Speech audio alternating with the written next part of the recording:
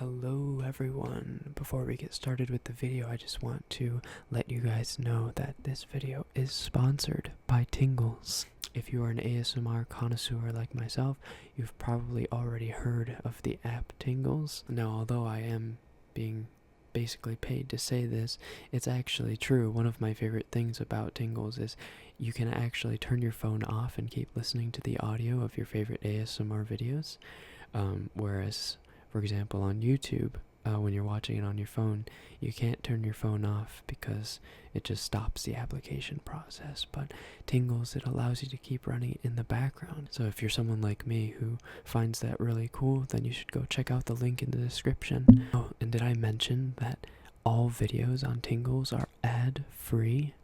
That's right, ad-free. So if you want to help you and I out just a little bit, why don't you go take that link, just go click on it, just tap it, click it. I don't know if you're on desktop, mobile, whatever. Click the link and see you there. Alright, let's get into the video. You know, I figured when you invited your friend over, they'd be another one of your weird friends. Rude, but no, as you can see, perfectly normal. Isn't that right? You were fun today. Normal isn't how I'd describe you. Nuzzle. Alright. Speaking of not normal people, how about giving our guest some personal space? You don't mind, do you? No, please say you do mind or she'll never stop. No. Recky's right. Don't worry. You don't have to answer. I'll stop. Good riddance. Do you have a problem? Me? Problem? No. Do you? Maybe. If you keep being a killjoy. Killjoy? Who was the one that built your teepee? Who was the one that made brownies for the movie?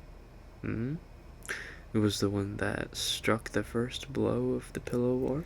Alright. You take everything so literally. Loosen up a bit.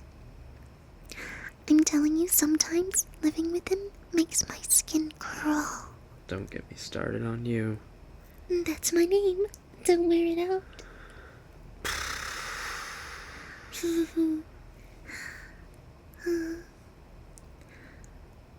Oh, I'm so sorry. We kind of forgot about you, didn't we? Yeah, we really shouldn't be squabbling in front of our guest. Who says squabble? Intellectuals? Oh, I'm Rekken. It's 200 IQ big brain time. You? Sorry. So, honored guest, is there anything else you'll need before bed? Warm hug? A good night kiss? Glass of milk? Make it a warm mug of milk. With honey. You just want to hear a bedtime story? Jinx. Double jinx. Triple jinx. Damn it. You owe me a... Oh, sorry. Yeah. Sorry. Bedtime story. You want to take this one? What? Don't look at me. I don't know any good stories. Just look one up on your phone or something. Why can't you? Alright. I don't want to argue, I'll just find something. Let's see.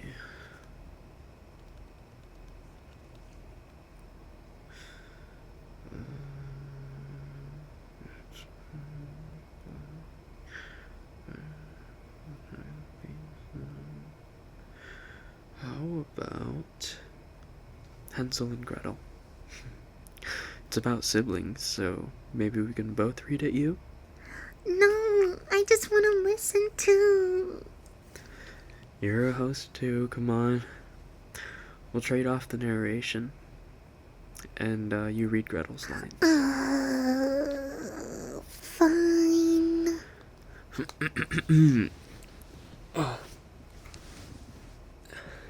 Once upon a time, on the edge of a great forest, there lived a very poor woodcutter with his wife and his 2 children, Hansel and Gretel. His second wife often ill-treated the children and was forever nagging the woodcutter. With the famine, food was scarce, and the poor woodcutter worked and worked, but could no longer even get them their daily bread. There is not enough food in the house for us all. There are too many mouths to feed. We must get rid of the 2 brats, the wife declared. And she kept on trying to persuade her husband to abandon his children in the forest. Take them miles from home, so far that they can never find their way back. Maybe someone will find them and give them a home. The downcast woodcutter didn't know what to do. Hansel, who had overheard his parents' conversation, comforted Gretel. "Don't worry. If they do leave us in the forest, we'll find the way home," he said. At night, Hansel slipped out of the house and filled his pockets with little white pebbles, then went back to bed. All night long, the woodcutter's wife harped on and on at her husband, until at dawn, he led Hansel and Gretel away into the forest. As they went into the depths of the trees, Hansel dropped a trail of white pebbles on the mossy green ground. Some time later, the woodcutter had plucked up enough courage to desert them. He mumbled a lame excuse and was gone. Night fell, but the woodcutter did not return. Gretel began to sob bitterly.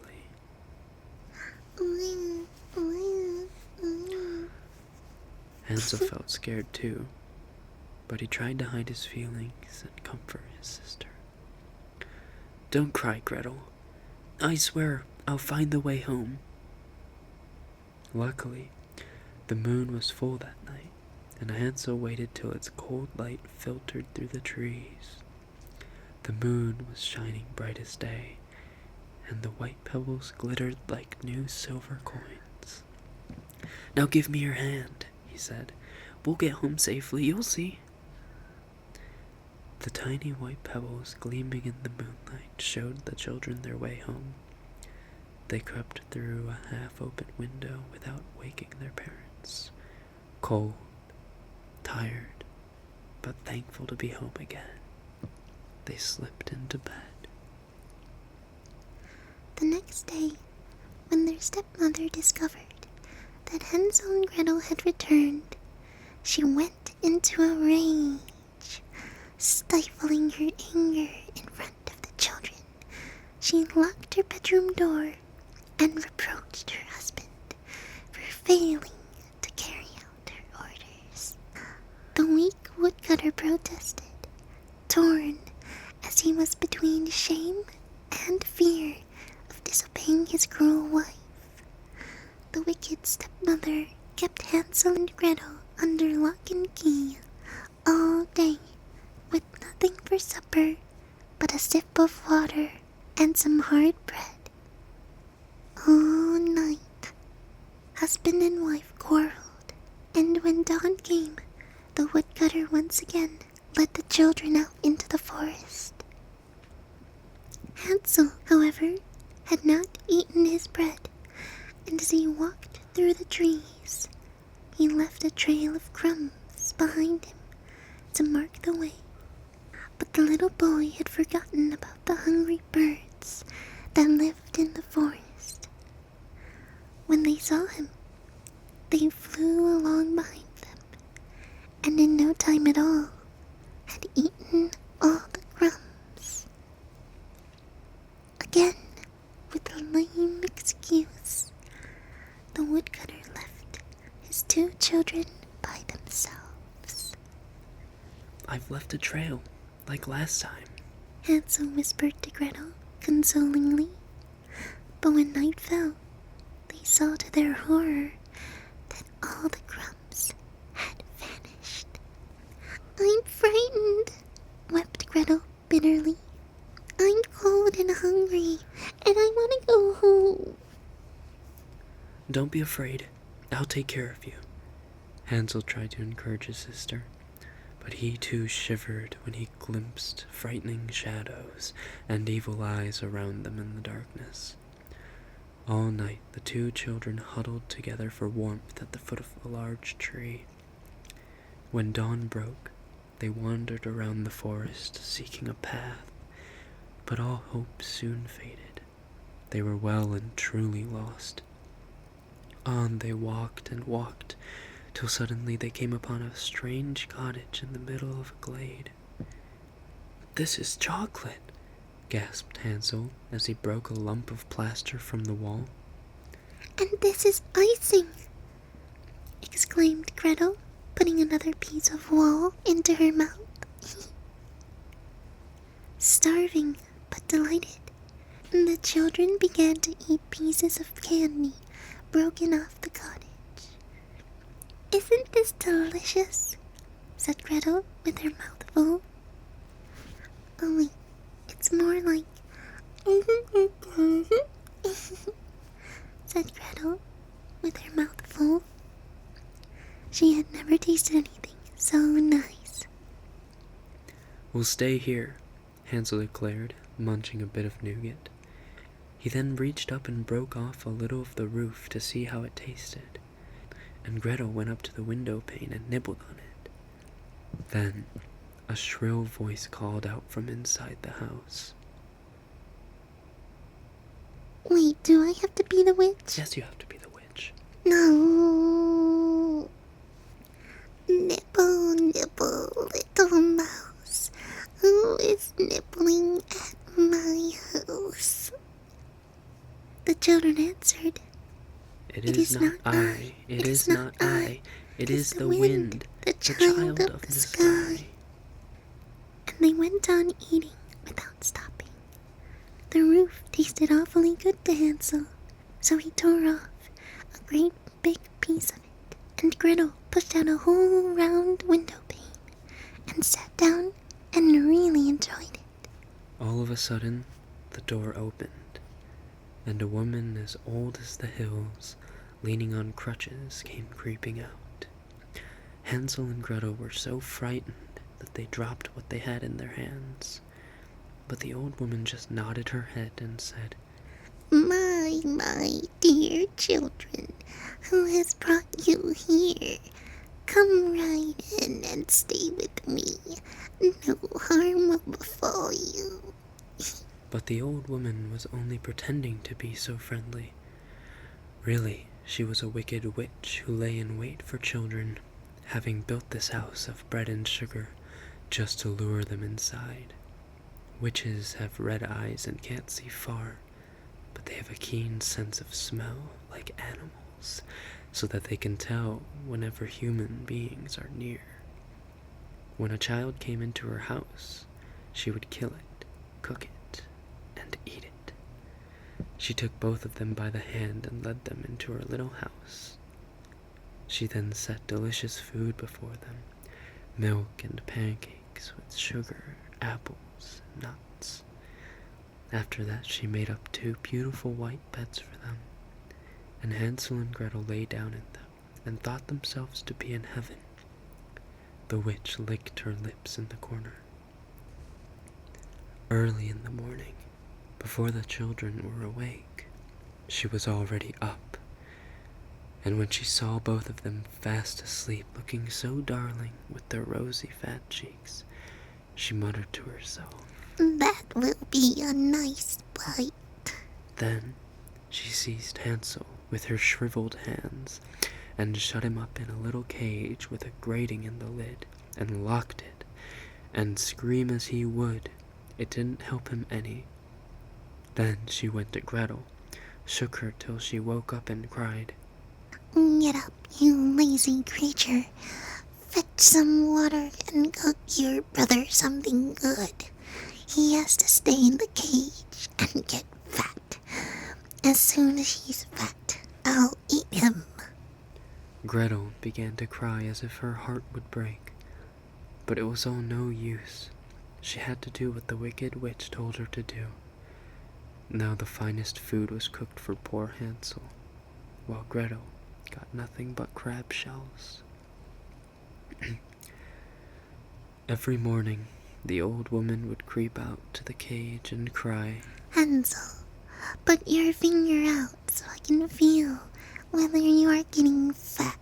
but Hansel would put out a bone, and the old woman's eyes were so bad that she couldn't tell the difference, and thought it was Hansel's finger, and just couldn't understand why he wasn't getting fat. When 4 weeks had gone by, and Hansel was seemingly as thin as ever, she lost her patience and was willing to wait no longer. Come on, Gretel, hurry up and get some water. Whether he's fat or not, tomorrow I'll kill Hansel and cook him. Oh, how the poor little sister did grieve as she had to fetch the water, and how the tears ran down her cheeks. Light the oven, she told Gretel. We're going to have a tasty roasted boy today. A little later, hungry and impatient, she went on. Run and see if the oven is hot enough. First, we'll bake, said the old woman. I've already heated the oven and kneaded the dough. She pushed poor Gretel up to the oven, out of which the flames were already shooting up. Crawl in, said the witch, and see whether it's hot enough for us to put the bread in. And when Gretel was in, she'd close the oven, and Gretel would be baked, and then she'd eat her too. But Gretel saw what she was up to, and said, I don't know how to. How do I get inside? Goose, goose, cried the witch angrily. The oven is big enough. Why, look, I can even get in myself. And she scrambled up and stuck her head inside. Gretel swiftly gave her a tremendous push, so that she fell right in, and Gretel shut the door and fastened the bolt. Oh, how the witch howled in the most dreadful way imaginable. But Gretel ran away, and the wicked witch burned to death miserably. Gretel ran to her brother as fast as she could, opened the cage, and cried, Hansel, we're saved! The old witch is dead! Hansel sprang out like a bird when the door was opened. How they rejoiced and threw their arms around each other and danced around for a very long time. Since there was nothing left to fear, they remained where they were. They ate some of the house until they discovered among the witch's belongings a huge golden egg. Inside lay a casket of gold coins and precious stones. These are diamonds, said Hansel, and stuck as many in his pocket as he could. They filled a large basket with food, stuffed the precious stones and coins in their pockets, and set off into the forest to search for the way home. This time, luck was with them. A large swan came to their aid as they tried to cross a wide lake. The swan carried them, one by one, safely to the other side. Pretty soon, they came to a wood that kept looking more and more familiar, and at last, in the distance, they saw their father's house. They broke into a run, burst into the living room, and threw themselves on their father's neck. Since he had left the children in the forest, he had not had one happy hour. Their father said, weeping, Your stepmother is dead. It's just us now, my dear children. The two children hugged their father. Gretel shook out her apron, and pearls and precious stones rolled all over the room. and Hansel emptied out diamonds from his pockets, one handful after another. Look, Father, we're rich now. You'll never have to chop wood again, and we'll never be hungry again. And they all lived happily ever after. I'm not too sure about that story. Yeah, I don't know how I feel about their dad. He got a pretty sweet deal. Oh well. It just makes me wish we could find a gingerbread house in the woods too. Would you save me if I was about to be eaten by a witch? Depends On? what your friend here has to say. Would you save him? Really? Oh wait. I think your friend is almost asleep. Sorry. We'll go to sleep now too. Yeah. That was a long story.